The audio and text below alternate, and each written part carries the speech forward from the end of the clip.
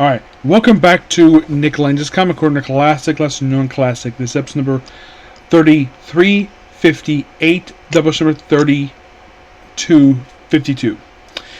First, I'm discussing The Flash, issues 251 to 269. I was going to go a little bit further than this, but it turns out basically 270, 284 are actually in J. Pippin, which I'll discuss another time. So, a lot of these issues feature Golden Glider, and she's obviously tormenting the Flash. At one point, she brainwashes a guy to be her lover for 4 issues. Issues 261 264 has this 4-part story, which also involves him basically, I believe it's called the Ringmaster, I believe he is. Yes. Where after this 4-part storyline wraps up, he disappears from the comic book and is never seen or heard from ever again in comics. The reason I have honestly no idea. There's a lot of appearances here by the Rogues, aside from Golden Glider herself. By the way, Golden Glider, she actually made her debut in like the previous issue for this one. Yeah, it was in issue number 250. Yep, that's where pretty much she made her debut. And this is her very next appearance, the very next issue.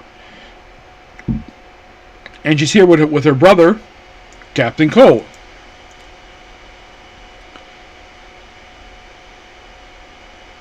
And there's also Barry's childhood friend, Dalphin Dean.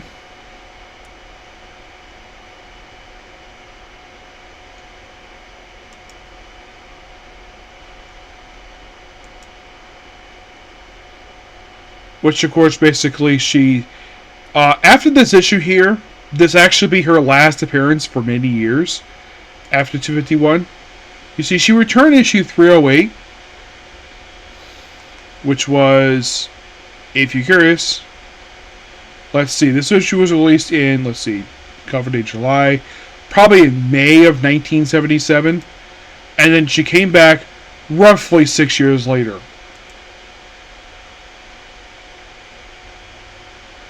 Yeah, basically the whole thing with issue number... so, the Top apparently died in issue 250, but he does come back. He did kind of die at one point.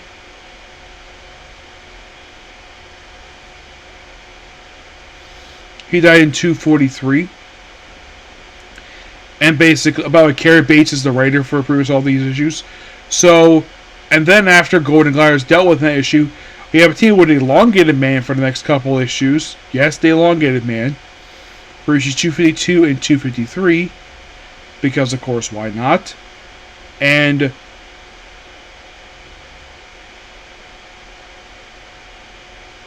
yeah, and also, Elongated Man is posing as a villain here called the Molder, who briefly melts the Flash.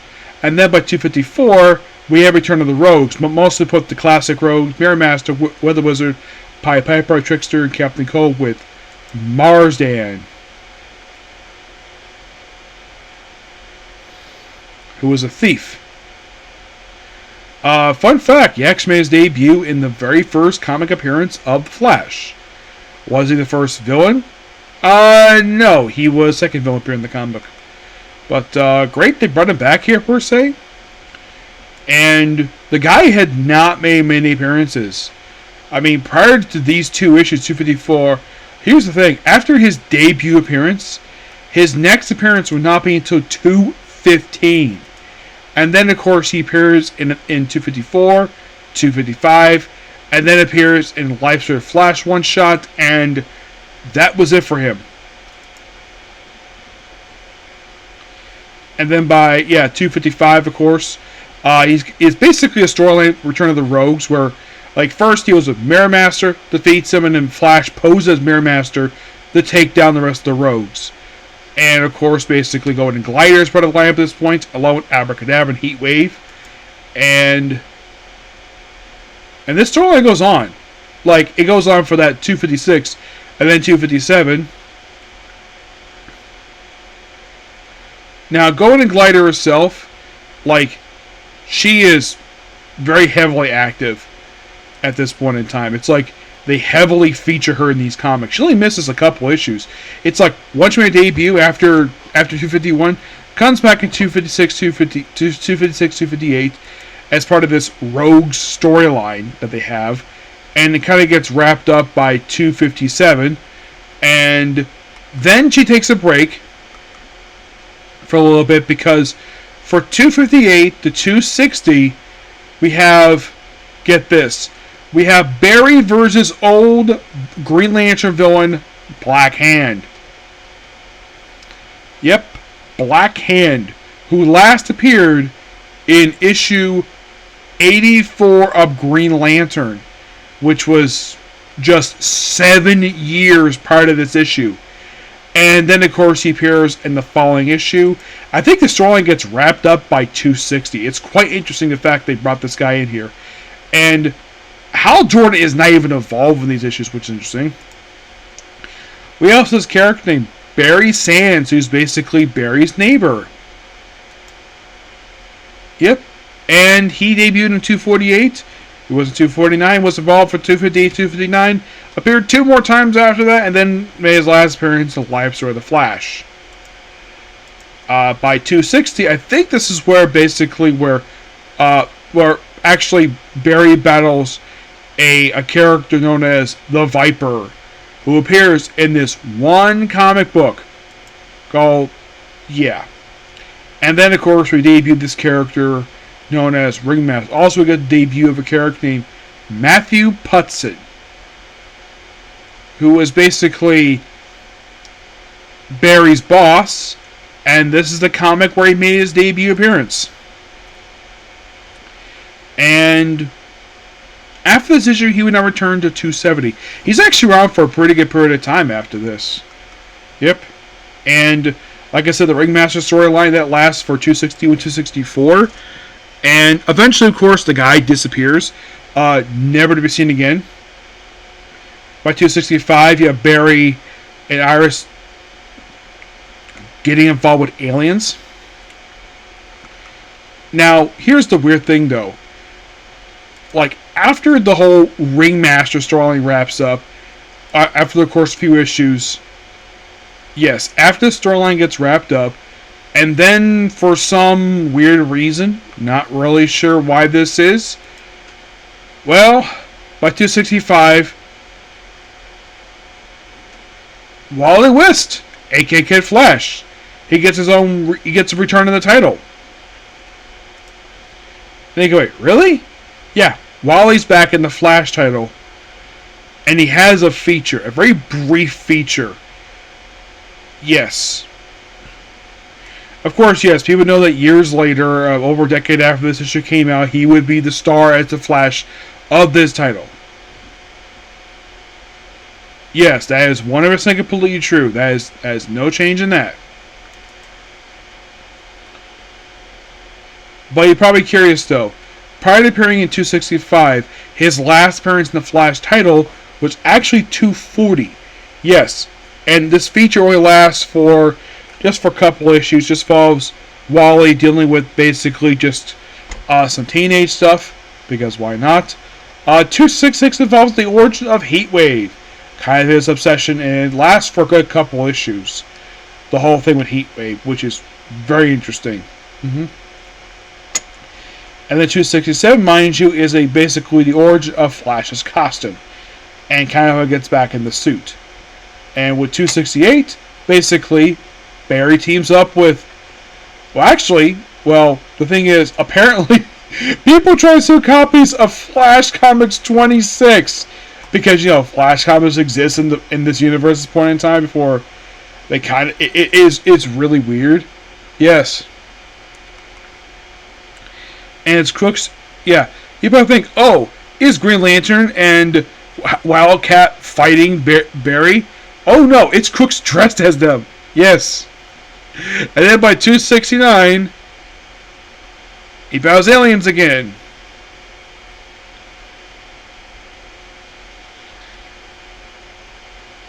Yeah, and this actually return of the character of Robert Manners and Gail Matters. They first appeared in Flash 120.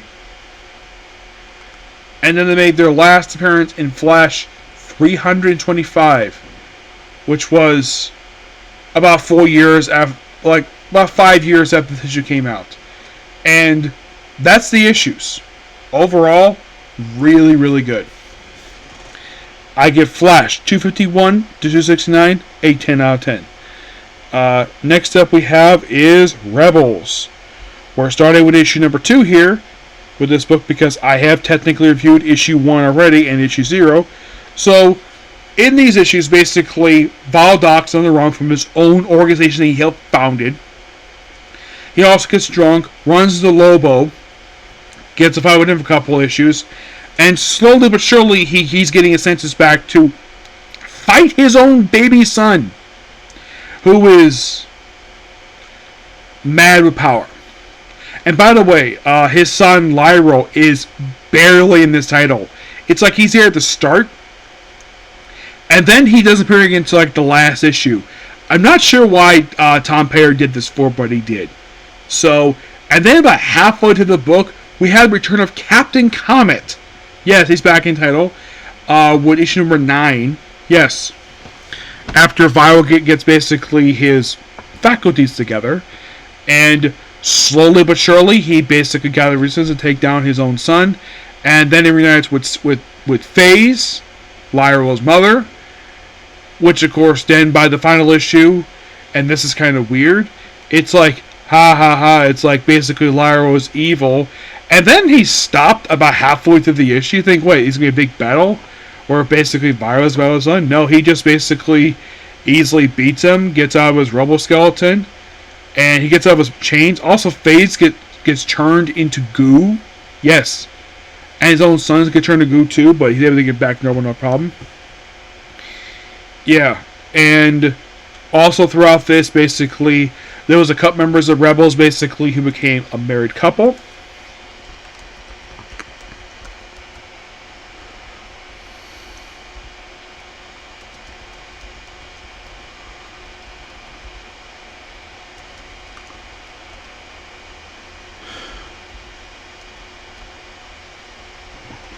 Yeah, they became a married couple throughout these issues.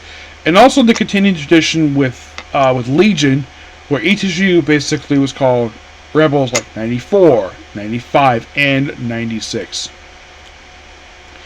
And then with Viral back in, now with Legion back in the organization, back in control, by the way, Lyta basically is tossed aside by Viral. So the organization Rebels, this group anyways, they kind of in a way disbanded by the end of the book. Yep. Yeah, by the end they basically disbanded because basically the whole point of Rebels was that they were rebelling against Legion. And then of course basically with Legion back under control of Viral, and of course also Lyta basically was at command. Also it's like all the current contracts all cancelled, all the stuff Lyra was doing with the book basically like give the power back to people. And then here's something kind of weird. So, Lyra, okay, so he was kind of in the book, but he wasn't really a big threat here. So, in the case of Lyra himself, like, he would be never seen in comics ever again into issue 8 of the succeeding volume of Rebels. Which, by the way, the last issue was released in 96. He would not return again for 12 years. Yes, that's 100% completely true. They would basically just... anybody think, okay, so what happened to the members of... like, did Legion return after this? Well, after Rebels themselves wrapped up, after the series wrapped up per se, well, this volume, they didn't do very much. I think they eventually returned in Omega Man Volume 2. Yeah, they returned basically 10 years later. Yeah, they returned in Omega Man. Yeah, so it took like 10 years for them to return. They also made an appearance in Mystery in Space Volume 2, which came out in 07. Yeah, they appeared in the first 2 issues, issue 6. And then eventually they got their own series again. Well, basically what was known as Rebels. I will be discussing Rebels Volume 2 at a later point. But, well, I should point out, though, that the thing is with Rebels Volume 2, according to what I've been told by its writer, Tony Bedard, it was not going to be called that. Nope, it was not. The plan was to call it Legion. It literally is a Legion book. I'll talk about it at some point, because I'll do the second volume next, when I get a chance to get to it. But, it's interesting, though, the fact that a lot of the characters in Rebels just disappear for over 10 years. Yeah, Lobo himself would still be pretty active after this. Even after the whole thing with, and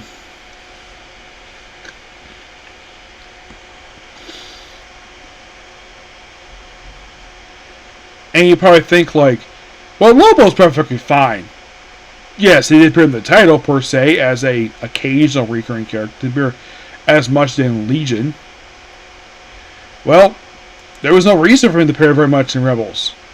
You want to know why? He had a solo title, which ended 2 years after this. Yeah, he had his solo title, so he was perfectly fine. And Lobo continued to appear, even to this very day. At one point, become a recurring character in Young Justice. So yeah, Lobo continued to appear. Like, he was that popular. Unlike the case of the other DC Cosmic characters who disappeared for 10 years. Not Lobo. Oh heck no, not frickin' Lobo.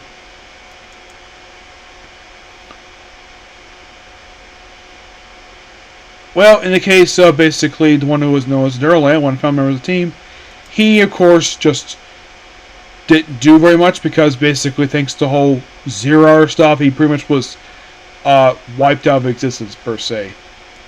Strata, one who married Grav, like, did, I think it's she, yeah, it's just she. Like, did she eventually, like, when did she finally return? Well, she didn't return until like over a decade later. Yeah, a lot of the characters, with the exception of Lobo, pretty much everybody did not return 10 years later, except for Stealth. And I'll explain what happened to her at a later point. Oh, Lyro gets basically restored, problem no. He gets restored to health, no problem. There's also a character named Garl Beck, who actually had a wife. Yes, a wife. Who, after this book wrapped up, she was a occasional recurring character in the pages of, she appeared in some issues of Rebels, but after this book wrapped up, her next appearance was not until Infinite Crisis #1, which was released in 2006. So, in the case of Garen Beck himself, well, he would basically return 10 years later, and then he would, then he would just stop appearing in comics. Well, he will return basically as part of the post Flashpoint Legion group. Yes, the Verge Legion that does exist in the continuity. Yeah. But yeah, the book itself, fantastic. Loved it. And I give basically Rebels issues 2 to 17 a give it a 9 out of 10. Yep. So I got one more volume for Rebels, and then I'm done with the series. And this is kind of weird though, that both this book and Rebels Volume 2, both the creators' first names begin with the letter T.